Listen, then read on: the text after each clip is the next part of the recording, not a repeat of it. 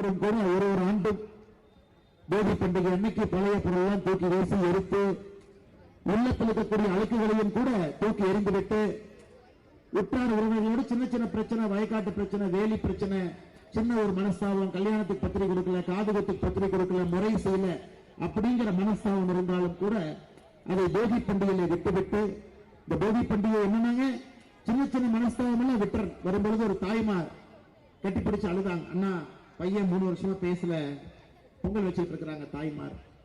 அவங்களுடைய பொண்ணு கூட இருக்கிறாங்க, பேரன் கூட இருக்கிறாங்க. பிப்ரவரி 1ஆம் தேதி ஃபங்க்ஷன் வச்சிருக்கிறோம், முறை செய்யணும், பையன் நான் பார்க்கல, 3 வருஷம் ஆச்சுன்னு கட்டி பிடிச்சு அழுதாங்க. அதனால நீங்க சென்னையில பையன் இருக்கிறான், கொஞ்சம் பேசி ஊருக்கு அனுப்பிச்சு வைங்க. நான் தாய்மாருக்கு உறுதி கொடுத்து விட்டு வந்தேன், அம்மா நீங்க எனக்கு அந்த நம்பர் மட்டும் கொடுங்க, நான் பேசி வீட்டுக்கு வர சொல்லி சாப்பிட வச்சு நான் சமாதானப்படுத்தி நான் திரும்ப தென்காசிக்கு அனுப்பி வைக்கின்றேன் என்று சொன்னேன். அது ஆனந்தன் ஐயாசாமி அவர்களும் பொறுப்பேற்று நான் நம்பரை வாங்கி கொடுக்கிறேன்னு சொல்லியிருக்கிறார். இது போன்ற சின்ன சின்ன விஷயங்கள் இருந்தா போகி பண்டிகை அன்னைக்கு விட்டுறணும். நம்மை அவர்கள் தவறாக பேசியிருக்கிறாங்க, நம்ம இழிவுபடுத்தியிருக்கிறார்கள் என்றாலும் கூட நம்முடைய பெரிய மனித மன்னிப்பது என்பது ஒரு மனிதனுக்கு பிடித்திருக்கக்கூடிய ஒரு பெரிய குணமாக எப்பொழுதும் நான் பார்ப்பேன். அது போகி பண்டிகையில விட்டுருவோம். போகி பண்டிகையை பொறுத்தவரை இன்னைக்கு போகி பண்டிகை, இன்னைக்கு நாளைக்கு போகி பண்டிகை. தை 1 15ஆம் தேதி பொங்கல் அன்னைக்கு எல்லோரையும் வரவழைத்து வீட்டில் இருக்கக்கூடிய நம்முடைய திருமணமாக இருந்தா மருமகளுக்கு அந்த விஷயத்தை கொடுப்போம், அவர்களுக்கு அந்த பெருமையை கொடுப்போம், தாய்மார்களுக்கு அந்த பெருமையை கொடுப்போம். சின்ன பேத்தி இருந்தா அந்த பெருமையை கொடுத்து பொங்கல் பானை எடுத்து பொங்கல் வைத்து எல்லோரையும் வரவழைத்து அந்த பொங்கல் எப்படி பொங்குதுன்னு ஆர்வமாக பார்த்து கொண்டிருப்போம். சூரிய பகவானுடைய சாட்சியாக பஞ்சபூதங்களை எல்லாம் சாட்சிக்கு துணைக்கு அழைத்து அந்த பொங்கல் விழா. எனக்கு மிகவும் பிடித்த பொங்கல் விழா அடுத்த நாள் வரக்கூடிய மாட்டு பொங்கல். நம்முடைய 5 அறிவு ஜீவன்களாக இருக்கக்கூடிய நம்முடைய மாடு, நம்முடைய ஆடு காலையில் எந்திரிச்சு எல்லாத்தையும் குளிப்பாட்டி மாட்டுடைய கொம்புக்கு பெயிண்ட் எல்லாம் அடிச்சு அந்த மாட்டை மிகச் சிறப்பாக அதுக்கு நாம சிங்காரிச்சு வீட்டில் இருக்கக்கூடிய ஒரு மனிதனை போல அந்த மாட்டுக்கு அவ்வளவு அற்புதமா பார்த்து அன்னைக்கு ஜல்லிக்கட்டு போட்டியிலிருந்து மாட்டு பொங்கலை வைத்து அந்த 5 அறிவு ஜீவனுக்கெல்லாம் ஒரு பெரிய மரியாதை. இதெல்லாம் கண் முன்னால் தொடர்ந்து நாம் செய்கின்ற காரணத்தினால கண் முன்னால் நிற்கிறது. இன்னைக்கு வாசுதேவன் போன்ற ஒரு கிராம பகுதிக்கு வரும் பொழுது அது அப்படியே பார்ப்பது போல் இருக்கிறது. இது ஏதோ ஒரு 1000 பேர் சேர்ந்து பொங்கல் வச்சாங்கன்னு தெரியலீங்க. 1000 குடும்பங்கள் 1000 இடத்துல ஒன்றாக பொங்கல் வைத்திருப்பதாகத்தான் நான் பார்க்கின்றேன். அப்படிப்பட்ட அற்புதமான ஒரு கிராமிய சூழ்நிலைய ஒரு குடும்பமாக இருக்கக்கூடிய இந்த விழாவை கண் முன்னால் நிகழ்த்தி இருக்கிறது. அருமை சொந்தங்களே, இந்த மண்ணை பற்றி இன்னொன்னு சொல்லணும். இன்னைக்கு மேடையில் இருக்கக்கூடிய தலைவருடைய பெயரை எல்லாம் சொல்ல வேண்டிய நேரம் எனக்கு வந்துருச்சு. நம்முடைய தென்னிந்திய பார்வர்ட் பிளாக்கினுடைய தலைவர் அண்ணன் திருமாறன் அவர்கள் இருக்கின்றார்கள். இந்த மாவட்டத்தினுடைய தலைவராக இருக்கக்கூடிய அமெரிக்காவில் தான் பணி செய்த வேலையை விட்டுவிட்டு என்னை முதலாக சந்திக்க வரும் பொழுது நான் சொன்னேன், சகோதரரே, அரசியல் என்பது புழுதிக்காடு. அரசியல் என்பது மற்ற ஊர் மாதிரி தமிழ்நாட்டில் நாகரிகமால இருக்காது. இங்கே சட்டை கிளியும் ரத்தம் வரும், அவமானங்களை சந்திக்கணும். அதையெல்லாம் தாண்டி நின்றால் மட்டும்தான் மக்களுக்கு நம்மால் ஒரு சின்ன திரும்பனாவது கிள்ளி போட முடியும். அதையெல்லாம் தாண்டி வருவதற்கு தயாரா இருந்தா நீங்க அமெரிக்காவில் வேலையை விட்டுட்டு வாங்கன்னு சொன்னேன். அதே போல நான் அமெரிக்கா சென்றிருந்த பொழுது சியாட்டில் மாநகரத்தில் ஒரு ரோட்டோரத்தில் ஒரு கடையில நின்று கொண்டிருந்தேன். அப்ப ஆனந்தன் ஐயாசாமி அவர்களும் அவருடைய துணைவியாரும் வந்து சியாட்டில் என்னை பார்த்தார். அப்ப துணையாருக்கு சொன்ன, நல்லா யோசிச்சுக்கம்மா, ஒரு பெரிய வேலையை விட்டுட்டு வர்றீங்க, ஊருக்கு வர்றீங்க, புழுதி காட்டுக்குள்ள வர்றீங்க, இது அவ்வளவு எளிது கிடையாது, யோசிச்சுட்டு வாங்க அப்படி. அதையெல்லாம் யோசித்து விட்டு எல்லாத்தையும் தூக்கி போட்டுட்டு இந்த மண்ணிலே அரசியல் செய்ய வேண்டும் என்று மேடையில் இருக்கக்கூடிய நம்முடைய மூத்த தலைவர்களை வழிகாட்டிகளாக எடுத்துக்கொண்டு பாரதிய ஜனதா கட்சி தென்காசியில எல்லா தலைவரும் ஒரு படி வளர்த்து கட்சியை கொண்டு வந்து நிறுத்தினாங்க. அவர்களோடு நானும் இந்த கட்சி வளர்ச்சிக்கு துணையாக இருப்பேன் என்று சொல்லி புழுதிக்காட்டிலே உங்களோடு இருக்கக்கூடிய அருமை சகோதரர் ஆனந்தன் ஐயாசாமி அவர்களே, இந்த மாவட்டத்தினுடைய தலைவர், அதே போல மேடையின் மீது இருக்கக்கூடிய எல்லா நம்முடைய அருமை மிகுந்த ஆற்றல் மிகுந்த மாவட்டத்தினுடைய பொதுச் செயலாளர்கள் பாலகுருநாதன் அவர்கள், அருள் செல்வன் அவர்கள், பால ஸ்ரீனிவாசன் அவர்கள், மாவட்டத்தினுடைய பொருளாளர் அண்ணன் மாரியப்பன் அவர்கள், வழிநடத்திக் கொண்டிருக்கக்கூடிய நம்முடைய மூத்த தலைவர்கள். இன்னைக்கு கட்சி இந்த அளவுக்கு தென்காசியில் இருக்குன்னா இந்த மேடையில் இருக்கக்கூடிய மூத்த தலைவர்கள் கட்டி காத்து ரத்தம் சிந்தி வியர்வை சிந்தி இந்த கட்சியை கொண்டு வந்து நிறுத்திருக்கிறாங்க. அண்ணன் தீனதயாளன் அவர்கள், அண்ணன் அன்புராஜ் அவர்கள், முன்னாள் மாவட்ட தலைவர் அண்ணன் பாண்டித்துறை அவர்கள், முன்னாள் மாவட்ட தலைவர் அண்ணன் ராமராஜ் அவர்கள், முன்னாள் மாவட்ட தலைவர் அண்ணன் ராஜேஷ் ராஜா அவர்கள், எல்லோருடைய பாதத்தை தொட்டு வணங்கி நன்றியை தெரிவிச்சுக்கிறேன். கட்சி இந்த அளவுக்கு உயிர்ப்போடு கொண்டு வந்து நிறுத்திவிட்டு இன்னைக்கு அமைதியாக கட்சி சொல்லி இருக்கக்கூடிய வேலையை ஒரு தொண்டனாக செய்யக்கூடிய மனப்பக்குவத்தில் இருக்கக்கூடிய தலைவர்களுக்கும் நன்றி தெரிவித்து மாவட்டத்தினுடைய துணைத் தலைவர்கள், மாவட்டத்தினுடைய செயலாளர்கள், மாவட்டத்தினுடைய பொதுக்குழு உறுப்பினர்கள், அணிப்பிரிவு மாநில நிர்வாகிகள், மண்டல் தலைவர்கள், குறிப்பாக இந்த மண்டலுடைய தலைவர் மகாலிங்கம் அவர்கள் உட்பட எல்லா மண்டல் தலைவர்கள், மண்டல் பார்வையாளர்கள், அணிப்பிரிவினுடைய மாவட்ட தலைவர்கள், நம்முடைய அழைப்பை ஏற்று சிறப்பு விருந்தினராக வந்திருக்கக்கூடிய அருமைக்குரிய சாமஜி ஐயா இங்க வந்திருக்கிறாங்க. அவர்களுக்கு என்னுடைய சிறப்பு வணக்கத்தையும் வாழ்த்துக்களையும் ஐயா அவர்களுக்கு தெரிவித்துக் கொள்கின்றேன். எல்லா மேடையிலும் என் கூட இருப்பாங்க, நம்மளோடு இருப்பாங்க. ஐயாவுக்கும் தெரிவித்துக் கொள்கின்றேன். இந்த மண்டல் இன்னொரு பெருமைங்க ஐயா. நானும் கிராமத்திலிருந்து வந்தனால அதை சொல்றேங்க ஐயா.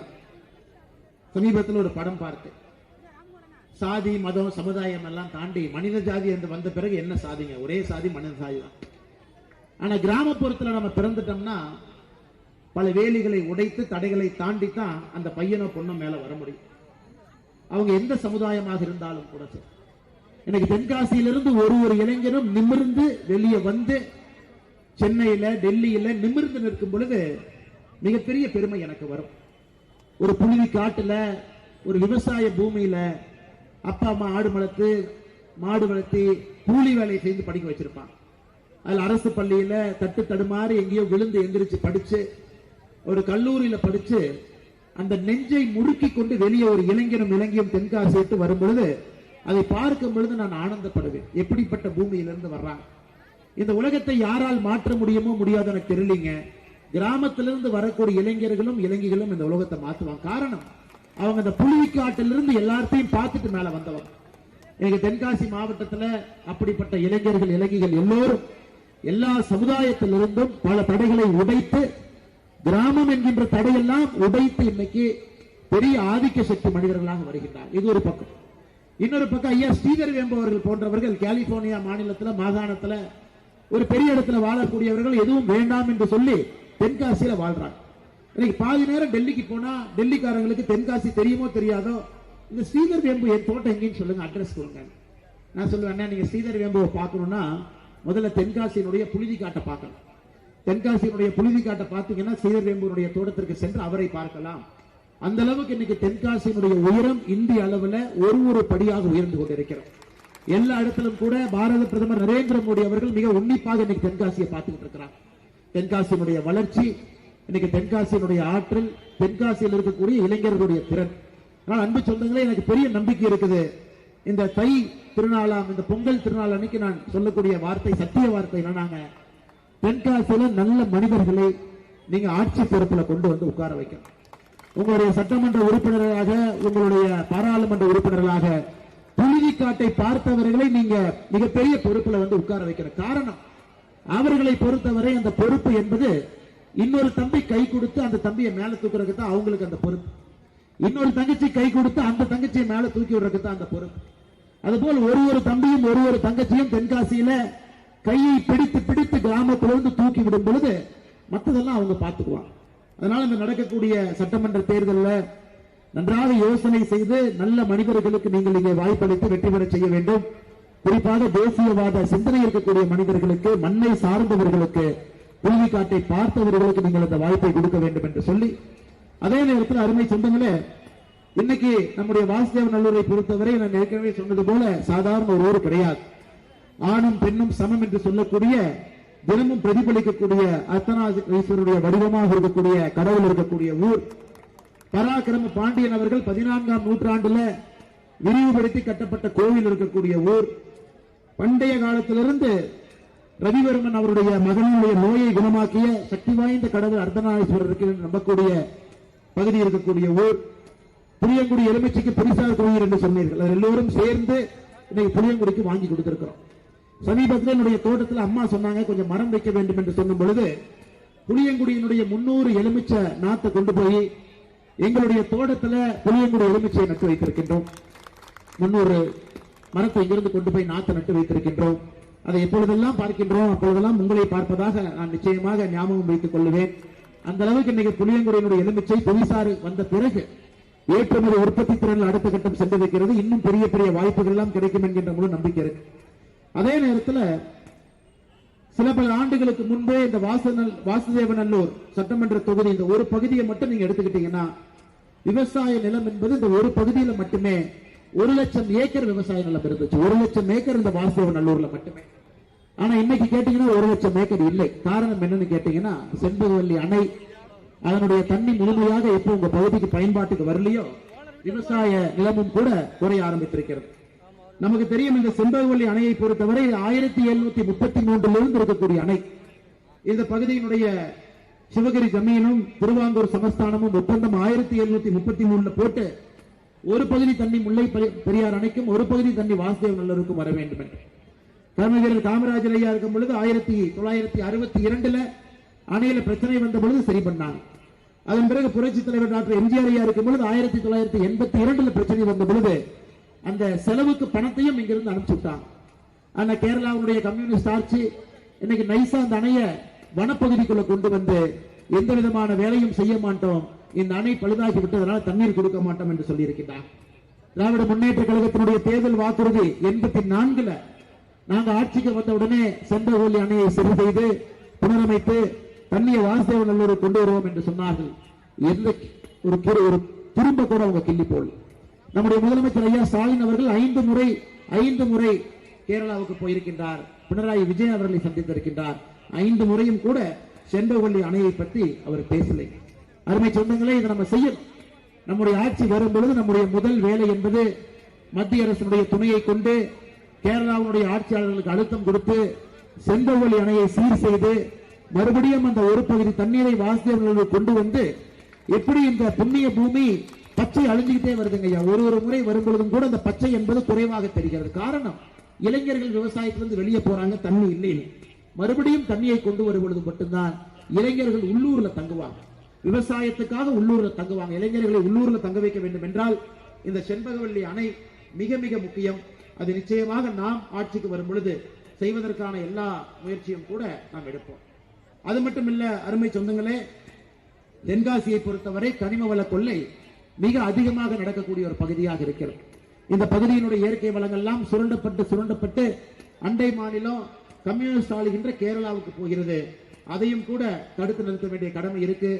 திமுக சுற்றுச்சூழல் அணியினுடைய துணை அமைப்பாளராக இருந்து வந்த கடையம் சந்திரசேகர் அவர்கள் 2 நாளைக்கு முன்பு இந்த கட்சி பொறுப்பிலிருந்து விலகுவதாக சொல்லியிருக்கின்றார். ஆச்சரியம் என்னன்னா, அவர் திமுகவுடைய பொறுப்பில் இருக்கக்கூடிய அவர் பேட்டி கொடுக்கும்போது டிவியில பார்த்தேன், எங்க ஊர்ல கனிம வள கொள்ளையை திமுக ஆட்சியினால தடுத்து நிறுத்த முடியல, அதை எதிர்த்து என்னுடைய பொறுப்பிலிருந்து ஒரு திமுகவினுடைய தொண்டனாக வெளியே வருகின்றேன் என்று கடையன் பகுதியினுடைய சந்திரசேகர் அவர்கள் சொல்லியிருப்பதை பார்க்கும் பொழுது எனக்கும் கொஞ்சம் ஆச்சரியமா தான் இருந்துச்சு. அப்ப திமுகலையும் கொஞ்சம் நல்லவர்கள் இருக்கத்தான் செய்வாங்களாட்டு இருக்குது. திராவிட முன்னேற்ற கழகத்திலேயும் மனசாட்சி இருக்கக்கூடிய சில மனிதர்கள் இருக்கின்றார்கள் என்று பார்த்து சந்தோஷப்பட்டேன்.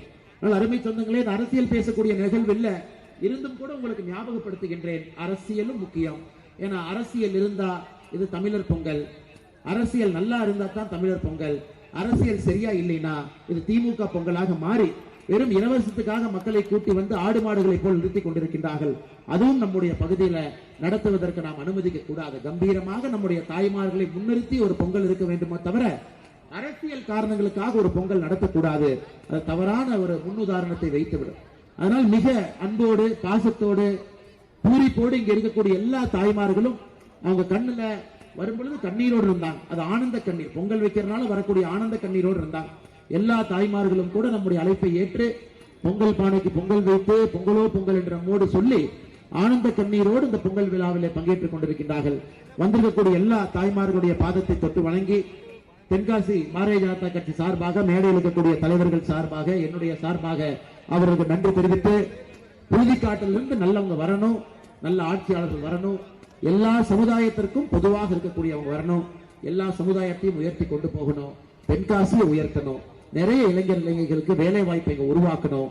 ஒரு ஆனந்தமான தென்காசி இந்தியாவிற்கு முன்மாதிரியா இருக்கும். இந்தியாவுக்கு நகரம் இருக்கு, கிராமம் இருக்கு. ஆனா எந்த ஒரு பகுதியும் கிராமத்துல நகரத்தில் இருக்கக்கூடிய வசதி இருக்கக்கூடிய பகுதியை நான் அதிகமா பார்க்கல. தென்காசியில் அதை கொண்டு வரணும்.